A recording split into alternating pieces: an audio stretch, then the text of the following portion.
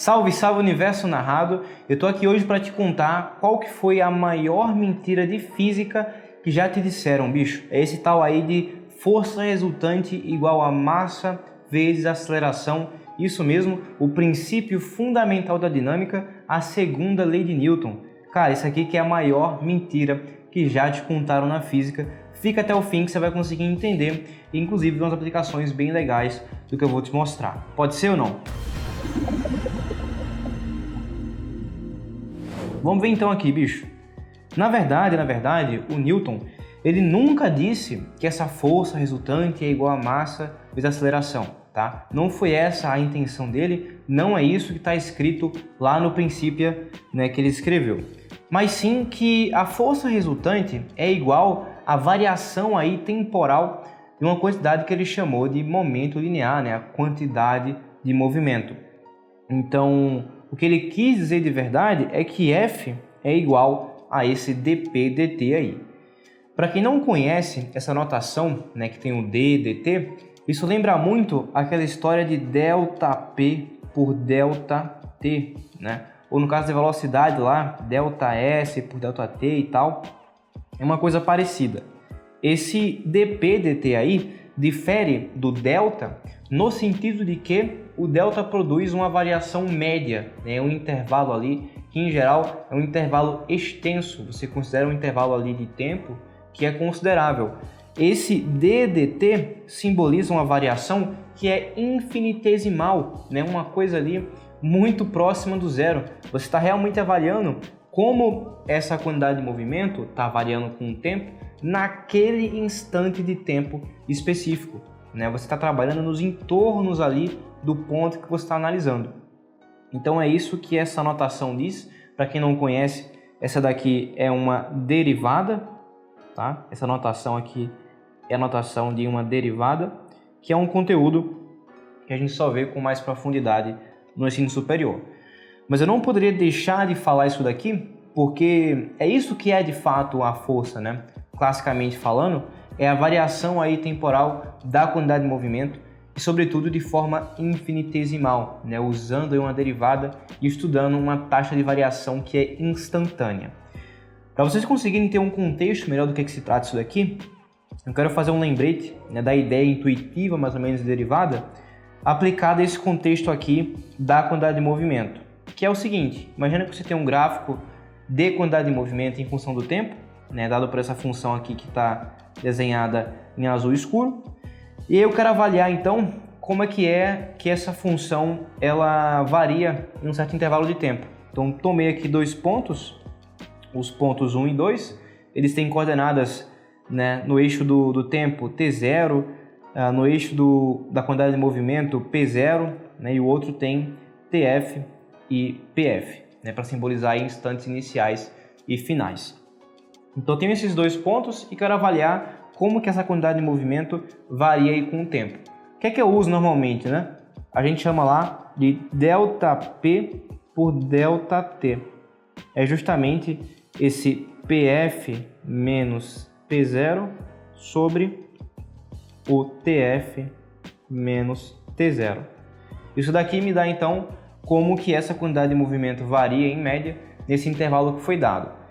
Coincidentemente, o que é que essa grandeza aqui também me diz? Ela me fala a respeito do coeficiente angular, né, dessa reta secante que conecta esses dois pontos, né, os pontos 1 e 2. Existe uma reta aí que passa por esses dois pontos, que é essa reta secante.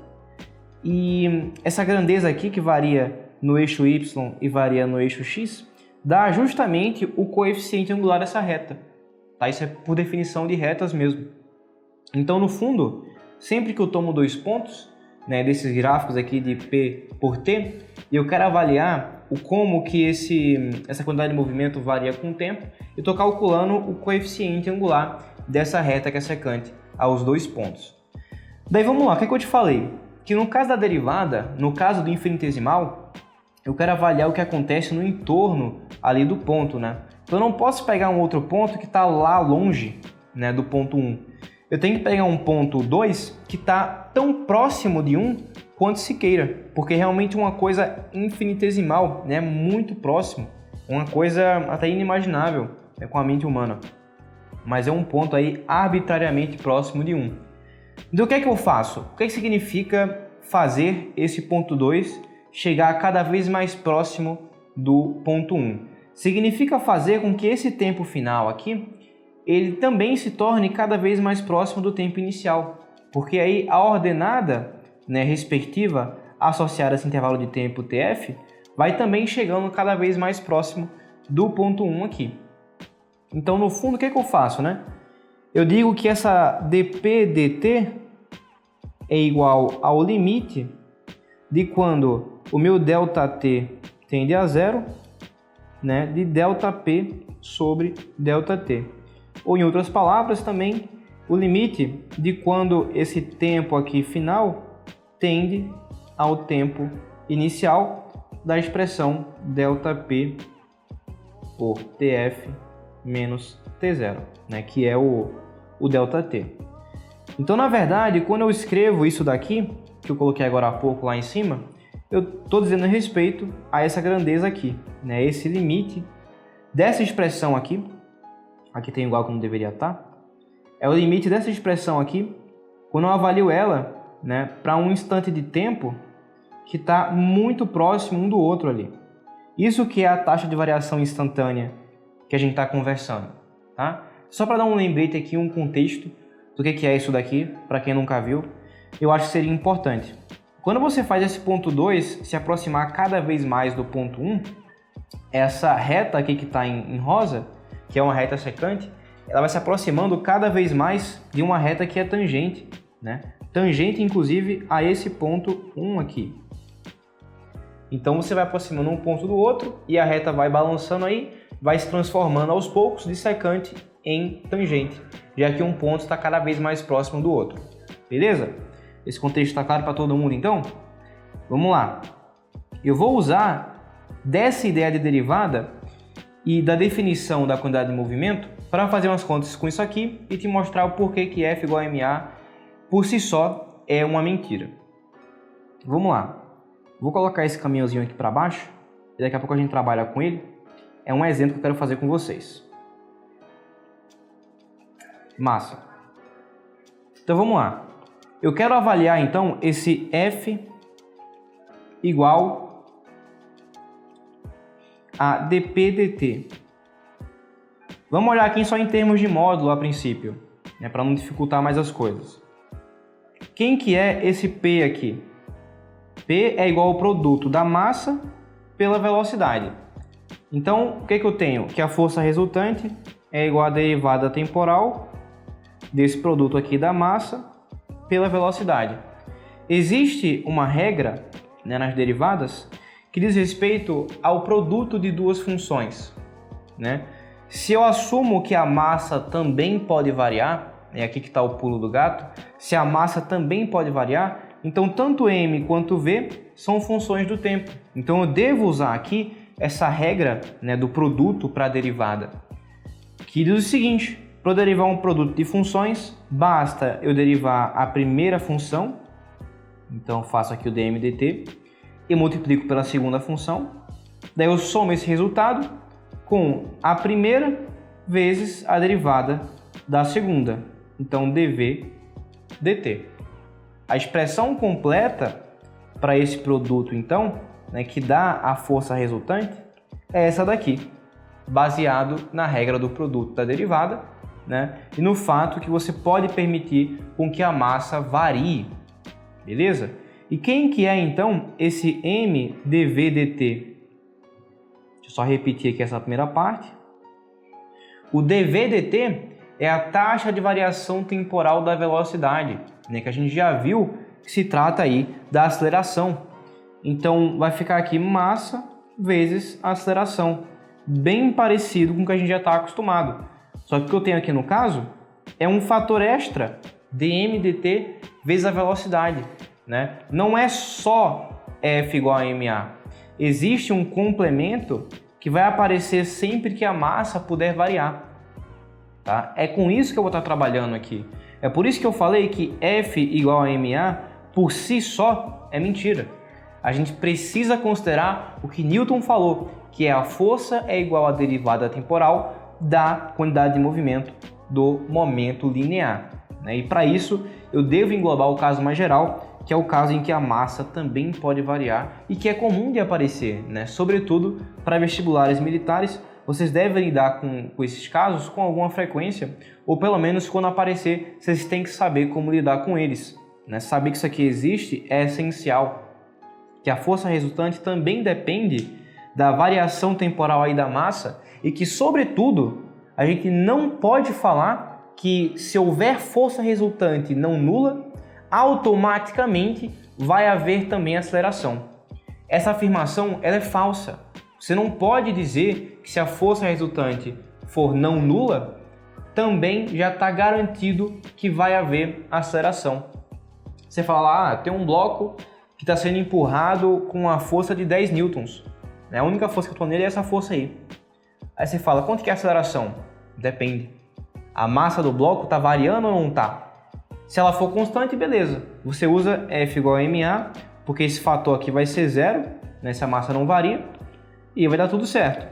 Mas você tem que sempre se perguntar se a massa ali varia ou não. Tem alguns problemas em que a massa varia e que você precisa considerar esse fator extra aqui. Beleza? Então vamos nessa. Eu vou renomear esse dmdt aqui, por simplicidade, por uma letra grega chamada eta. Esse nzinho aqui estranho vai ficar n vezes v, ou melhor, eta vezes v, mais a massa vezes a aceleração. Então essa daqui, eu reitero, é a taxa de variação da massa.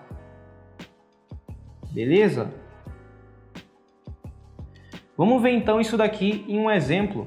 Vamos considerar esse caminhãozinho aqui. Vou colocar ele mais para cima. E vamos ver o seguinte, eu tenho um caminhão, ele possui uma velocidade V0, ali para a direita, e o motor dele impele nele uma força F aí, que está querendo fazer com que ele acelere.